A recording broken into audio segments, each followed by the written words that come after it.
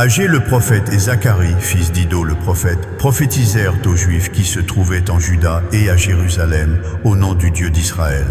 Alors Zorobabel, fils de Shealtiel, et Josué, fils de Jotsadak, se levèrent et commencèrent à édifier la maison de Dieu à Jérusalem. Les prophètes de Dieu étaient avec eux et les assistaient. En ce même temps, Tatnaï, gouverneur de la région au-delà du fleuve, Shethar-Boznaï et leurs collègues vinrent auprès d'eux et leur parlèrent ainsi. « Qui vous a accordé l'autorisation d'édifier cette maison et de relever ses murailles ?» Ils leur demandèrent encore. « Quels sont les noms des hommes qui construisent cet édifice ?» Mais l'œil de Dieu veillait sur les anciens des Juifs. On laissa continuer les travaux pendant l'envoi d'un rapport à Darius et jusqu'à la réception d'une réponse sur cet objet. Copie de la lettre envoyée au roi Darius par Tatnaï, gouverneur de la région au-delà du fleuve, Shethar-Boznaï et leurs collègues d'Apharsac, résidant dans la région au-delà du fleuve. Ils lui adressèrent un rapport ainsi conçu. Au roi Darius, salut parfait. Que le roi sache que nous nous sommes rendus dans la province de Juda, à la maison du grand Dieu. Elle s'édifie en pierre de taille, et le bois s'enchâsse dans les murailles. Le travail progresse rapidement et prospère entre leurs mains. Nous avons interrogé les anciens et leur avons parlé ainsi. Qui vous a accordé l'autorisation d'édifier cette maison et de relever ses murailles ? Nous leur avons aussi demandé leurs noms pour te les faire connaître, et nous avons consigné par écrit les noms des hommes qui les dirigent. Voici la réponse qu'ils nous ont donnée.